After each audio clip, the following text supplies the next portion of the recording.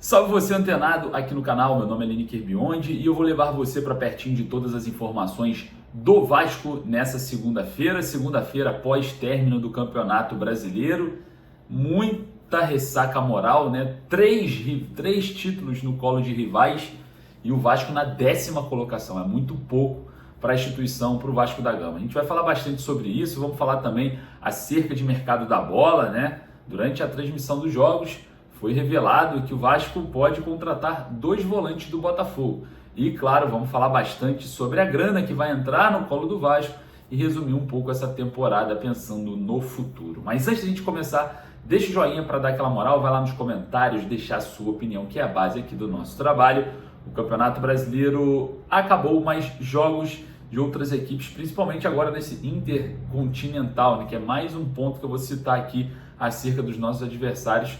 Eu vou deixar ali o link da Estrela Bet, né, para você fazer o seu primeiro depósito, o seu cadastro e fazer os seus palpites esportivos. Tem copinha chegando também, enfim, tem muita coisa legal. Então corre lá, faça o seu cadastro, ganhe os R$500 e atue numa das melhores casas de palpites do Brasil, legalizada, tudo certinho, sem problema nenhum. Jogue com responsabilidade para maiores de 18 anos.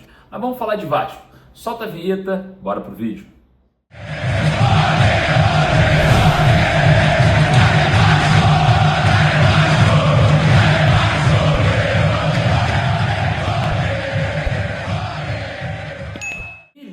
Na conta do Vasco.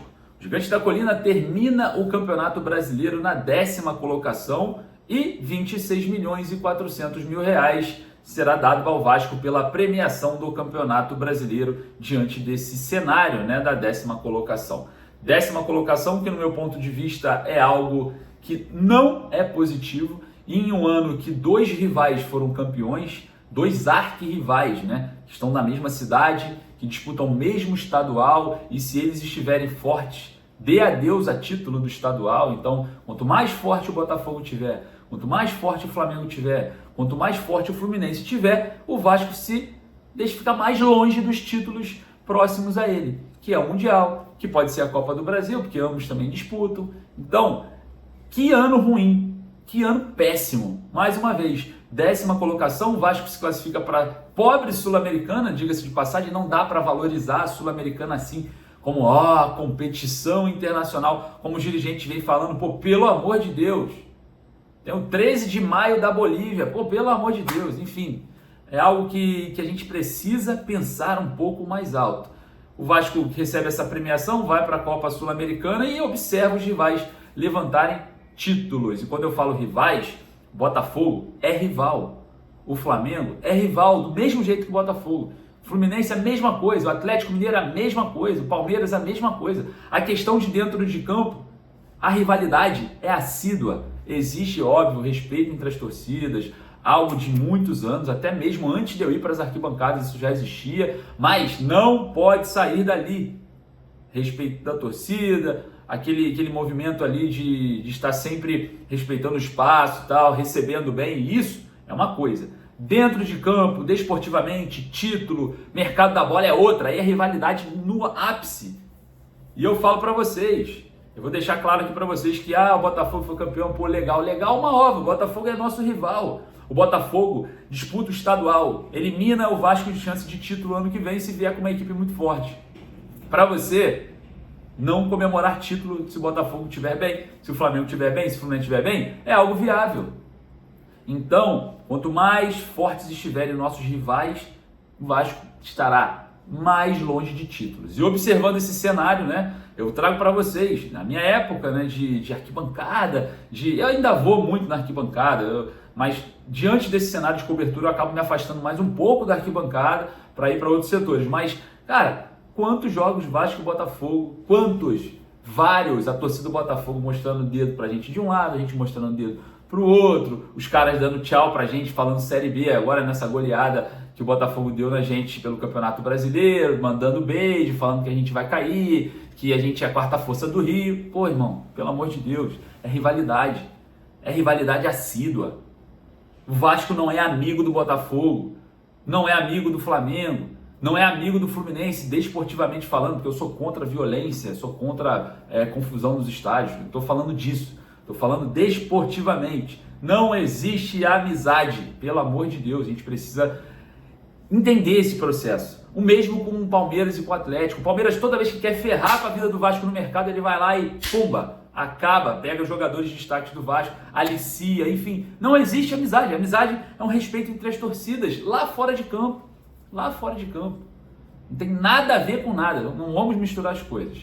Mas enfim, um ano difícil, complicado, mais uma vez 10º colocado. Eu estou nada satisfeito com essa 10ª colocação, olhando os rivais levantando títulos, olhando os rivais no Intercontinental, olhando os rivais se fortalecendo para o ano que vem, e a gente vai ter que novamente começar a buscar os caquinhos, né? Porque parece que o planejamento para o ano que vem não teremos um investidor de SAF assim a curto prazo, porque já começou o planejamento diante do cenário atual. O Vasco já vai se movimentar sem contar com esse investidor. Então, não vamos criar muitas expectativas acerca disso, porque, querendo ou não, o Marinakis vindo ao Brasil para tentar acelerar, o Vasco se planeja de uma forma diferente. O Vasco já se planeja para 2025 da forma que ele tem hoje em mãos. Não estão contando com nenhuma venda. Não estão contando. Isso me assusta, porque é claro, notório, que o Vasco precisa ter esse sócio majoritário. E se tiver uma enrolação de processo para aparecerem mais compradores, até mesmo por interesses internos, isso só prejudica e a gente vai bater nessa tecla. A gente vai bater nessa tecla, porque não dá mais, é insustentável, é insuportável. São processos que ninguém suporta mais. Então, o Vasco já se planeja, tá? Já se planeja para não contar com o investidor nesse início de 2025. Isso é fato, só não enxerga quem não quer. Observando esse cenário, né, vamos ver o que o Marinakis ele vem fazendo uma pressão externa, né? Vem trazendo essa pressão externa, e se realmente for interessado, se realmente vier ao Brasil para acelerar algum processo, o torcedor vascaíno vai ter que entrar em cena para pressionar que isso aconteça o mais rápido possível, porque é dinheiro externo, e se realmente tiver que reconstruir alguma coisa, que utilize-se de uma proposta maior para otimizar essa reconstrução vindo com dinheiro externo do próprio investidor. Bom, é simples, não é difícil, não é complicado de computar que o Vasco não planeja-se para 2025 com o investidor. Não existe esse planejamento, não existe esse ponto colocado, não existe ninguém pensando que o Vasco vai iniciar 2025 com o Marinakis, com o italiano, não tem, planejamento é sem ninguém, tá? É sem ninguém. Mas a gente vai observar aí os próximos passos acerca disso, vamos ver o que vai acontecer. Bom, falando um pouco sobre mercado da bola, né? Durante a transmissão do Campeonato Brasileiro, o Luiz Roberto falou ao vivo que o Tietê e o Danilo Barbosa podem sair do Botafogo e acertarem com o Vasco. Bom, o Tietê tem contrato até o final desse ano, se encerra e o Botafogo não acenou com uma renovação. O jogador fica livre no mercado. E o Danilo Barbosa, apesar de ter um contrato, né, um pouco mais longo, um contrato um pouco mais extenso com o Botafogo, parece que o Botafogo não vai fazer forças para manter o jogador. O Botafogo criou-se sim com o elenco, existe um planejamento para o ano que vem muito mais forte do que para o ano de 2024, eles vão contratar muito mais, isso para a gente é uma M, é horrível, é péssimo, porque é nosso rival, vai tirar o título carioca do nosso colo, se caso você queira comemorar alguma coisa no que vem. E nem se fala das outras competições, né? Enfim. E claro, o Vasco observa, né, o mercado, vai observar, o Felipe falou ontem, né, de saídas e chegadas de jogadores, e o Tietê e o Danilo Barbosa podem ser aí alternativas.